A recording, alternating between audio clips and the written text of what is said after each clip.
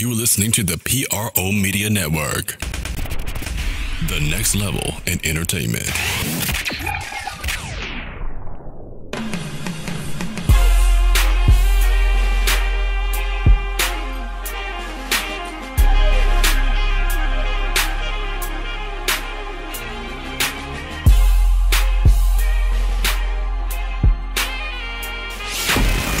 Get ready. It's time for the Sports Coma with Big Q and the guys. Telling you everything you need to know about the Saints, Pelicans, and a whole lot more.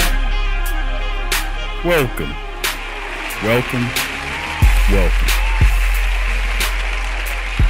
You're now rocking with the Sports Coma with Big Q and the guys.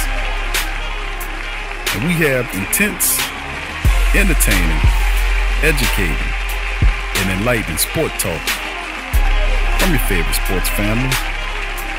I'm Big Q, and on the line, got DC chiming in. What's going on, DC? Man, we're panicking.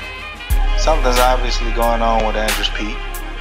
So I think they're a little bit overconfident. Well, we're going to figure it out for you here, brother, on podcast 227 on the Sports Coma, episode 227. And I'd like to thank everybody for joining us, new and established listeners, as usual, for joining the Sports Coma tonight. And on this episode, we're going to be covering news and notes from the Saints. And man, what a few transitions the Saints are going through. Kind of disorganized. You can't tell me that most of this stuff is premeditated, that they actually know what they're doing. We're going to try to make sense of it to the best of our abilities in this episode.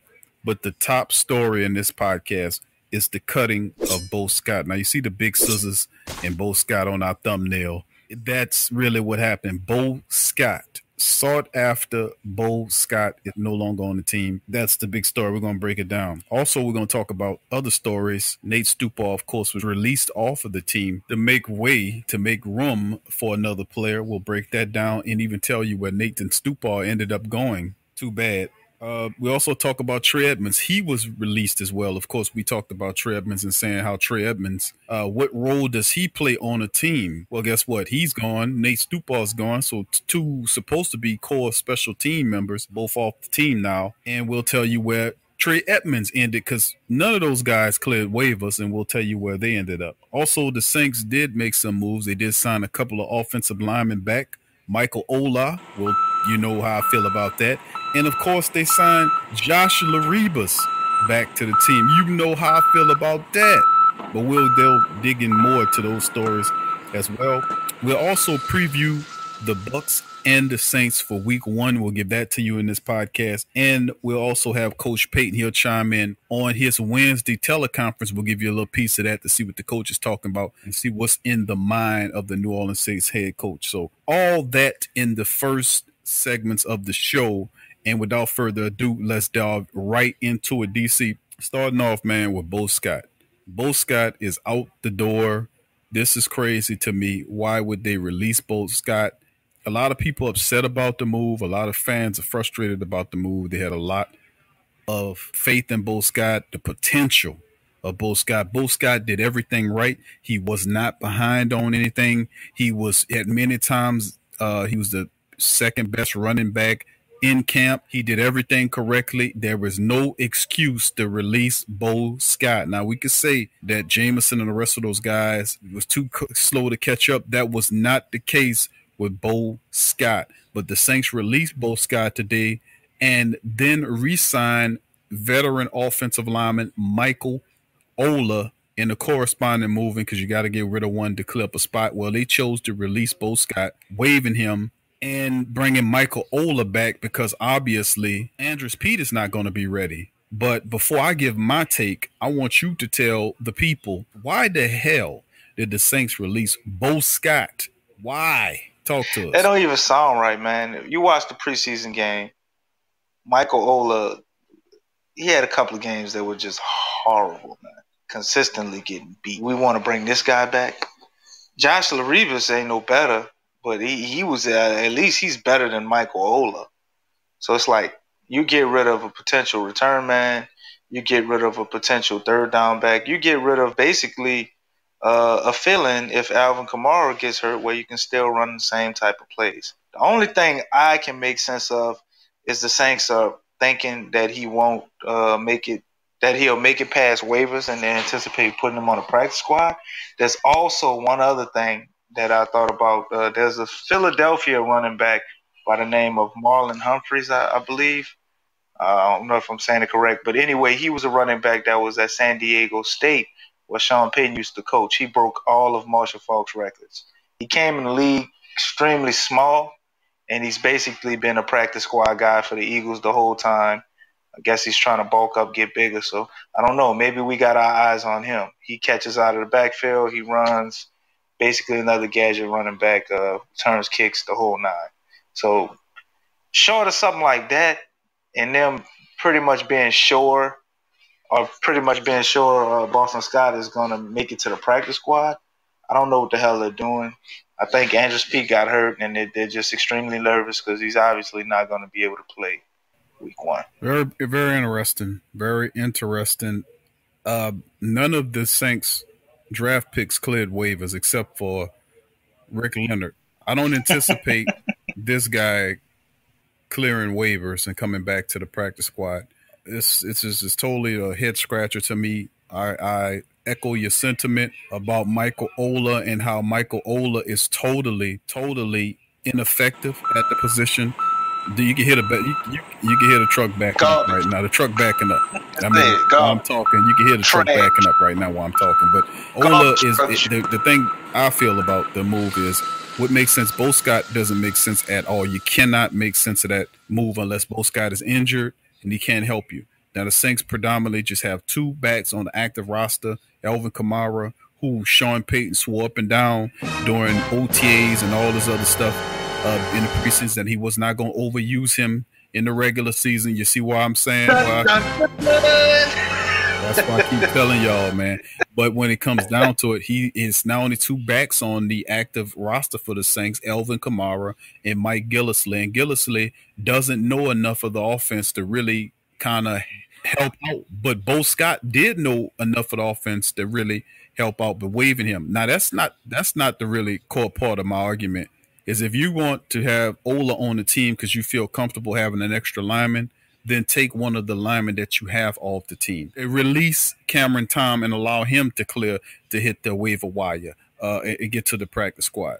That is my case. You don't get rid of Bo Scott, a key return man, a guy that can really help you in the game. A guy, since he got on the team, since he was drafted on the team, has been a steady and consistent force on special teams as well as in the offensive room. So to me, the move don't make any sense. I'm upset about the stupid move. Michael Ola does not deserve to be on this team. He didn't earn this spot. Neither did Josh Laribas. Both of them was horrible. They were totally outplayed by other guys. And if you have to bring those guys in to reinforce the backups that you have, like with Cameron Tom and Jermon Bushrod, then why are they holding those spots? Why are they holding those spots? It makes absolutely no sense. Why you got these guys coming into camp and then these guys do everything you ask them to do and then you still release them? It makes no sense for guys who were playing terrible the entire offseason. Bo Scotts are gone. Another draft pick, another potential draft pick that can help the team win this season. I ain't talking about down the line. I'm talking about today. The man is that he's gone now. So there it is. Based on Bo Scott's reply to what happened, I don't think he's hurt. He said, I thought the deadline was Sunday. So Saturday I was enjoying my day with my fiance. Some people were saying, what's going on with the cuts? And I'm like, I don't know. I think it's tomorrow. But it was Sunday when Scott's phone rang and his position coach and heard conflicting reports about whether it was good or bad to receive a phone call on cut day. Scott answered, and Thomas started talking for the week. I guess that's when he got told about him being cut or possibly going to be cut because he received a phone call. And I don't think he hurt at all, man. I think Mike Gillislee, they're putting a lot of trust in him, too. He did come from New England's offense. New England, offensively and defensively, covers many different offenses and defenses and what they do, which is why a lot of players don't make it over there. If they don't have a high football IQ, because they have to learn multiple systems, because Belichick will change the game plan depending on who he's playing. So maybe a lot of stuff we do, Gillislee is already familiar with. But me reading what's going on. This article from NOLA, I don't think Bo Scott was hurt at all. Like he's basically probably shocked at what's going on. It dawned on one, man.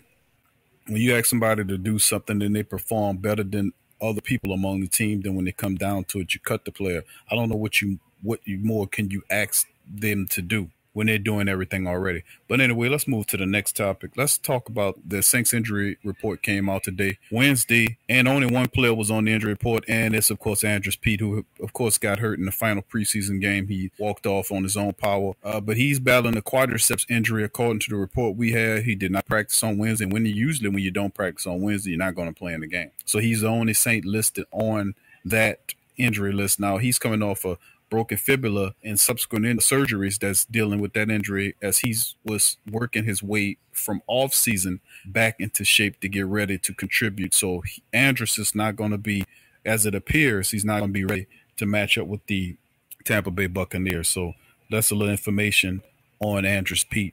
Moving ahead, another topic we're going to hit today is the fact that the Saints released a few people from the team. Of course, you know about Nathan Stupar, who was released. And we was upset about him being released, but Nate Stupar landed on his feet. And Nate Stupar plays big, lives big, and guess what? What better place for him to be than to be with a Giant, to play for the New York Giants. And that's where he ended up, as the Giants picked up Nate Stupar, and he signed on Tuesday. Congratulations to you, Nate. He is a Giant now, as the Saints make another serious error with that move, getting rid of Nate Stupar. He'll help out on the Giants special teams. He's not the only other special teams player that the Saints released. Trey Edmonds was another dude that was released by the team to clear way for Josh Laribas. Edmonds was released, and he is now officially joining the Pittsburgh Steelers. That is now information that we getting on that. But Trey Edmonds has landed on his feet with the Pittsburgh Steelers, and his brother also plays with the Steelers. So there it is, another contributor who could help the team out. He lands on his feet with the Pittsburgh Steelers. So congratulations to Trey Edmonds. Other information that we're getting here, DC. It's kind of odd, man. We're going to talk about those two players losing.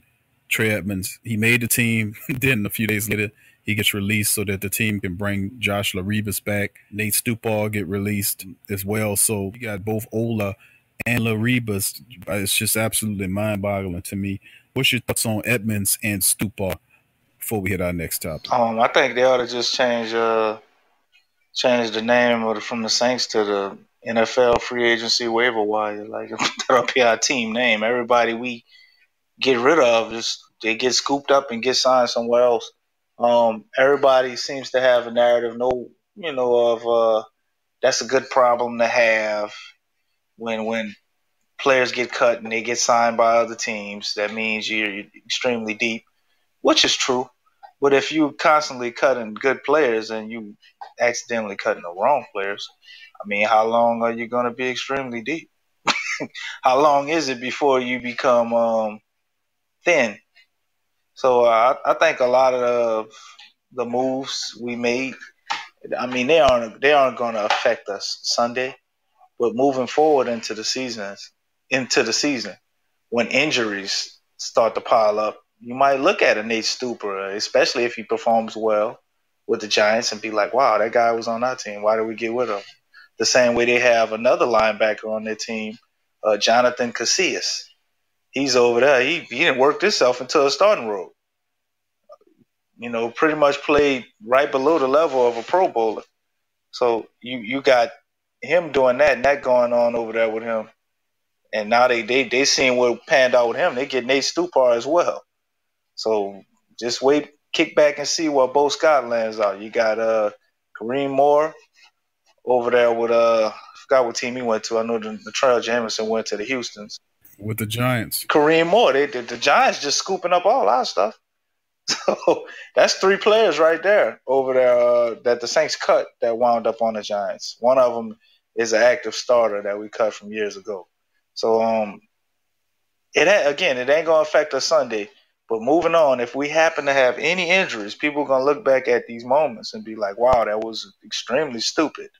Because, us here at the Sports Coma, we have excellent foresight, so we can see how dumb it is right now, regardless of what they try to tell us. Absolutely, man, and we've been doing this for the last 3 years, talking about it, and we right ahead of the curb on some of these things now. And a lot of people, they're just Saints diehards to the core, and they're like, well, I'm gonna ride with the team regardless of whatever decision they make. That's cool, that's fine. I respect your decision making, but we a little bit more critical because we kind of spanned out and see the decisions that you're making, looking ahead at potential guys getting hurt. PJ Williams shows you that eventually, sometime down the line, he's going to miss a game or two. You need the depth to implement to be able to shield from that. Right. You might have a guy like AJ Klein who's been getting hurt the last few seasons. You're going to need a little depth behind him. Alex Anzalone has made a career in college and in the pros of having issues with injuries. He has not been able to whip that injury bug, so we have to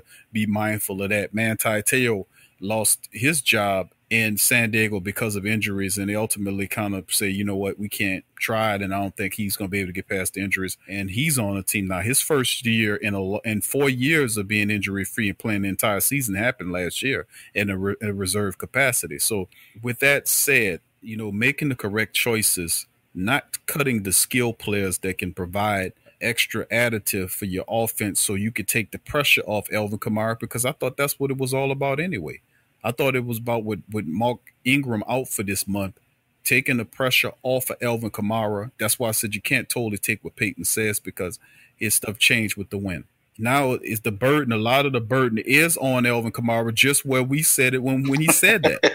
Remember, we could go, these things we're going to start doing, we're going to take some of these shows and go back and play what we were saying when he said it at the time. Man, you've been saying that for like 6 months, man. We got to get in the editing room and cut it up, because I don't know if the guys you got back there doing the editing keep forgetting, or you keep forgetting to tell. We got to do it, but I'm going to have to remind myself to remind them to do that so we can pull it, because we remember when he said that. You remember what I said when he said that? Do you remember? What'd you say?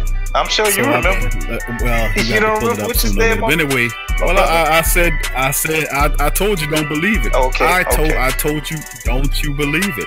They even played the music. They played the sound effect when I was saying it as well. Yeah, we both started laughing. So well, I'll tell you what, we're about to go to our first break right now. When we come back on the other side of the break, we'll finish up on our topics dealing with the Saints.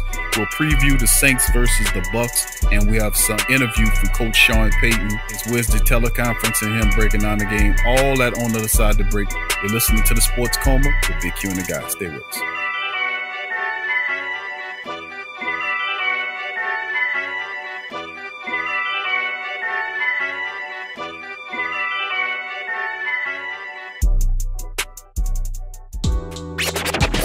I'm a Saints and Pelicans fan, so the only podcast I can get my fix is the Sports Coma with Big Q. The guy's intense, funny, and they always keep it real. Check out the Sports Coma with Big Q and the guys. Sports fans are gearing up and saving big at Fanatics.com, the world's largest collection of officially licensed fan gear. From all the leagues, teams, and players you love, unique one-of-a-kind designs exclusively by Fanatics, and autographed collectibles from today's biggest stars shipped directly to your home. Join Fanatics Rewards for free to earn fan cash on every purchase. Shop now and for a limited time, get 20% off all orders. Fanatics.com, officially licensed everything. Click the link below and rep the black and gold today. Who that? What's up, Sports World? The PRO Media Network is on a mission to reach 10,000 subscribers. So besides our regular programs like the Sports Coma with Big Q and the guys, the Pelican Post Game Report, Rapid Fire TSC, and others, we will be expanding out and offering other content like movie, anime, and gaming reviews for your entertainment. So if you enjoy our content, please donate at our Patreon page. Also subscribe, comment, and share. And help the PRO Media Network reach 10,000 subs. Peace.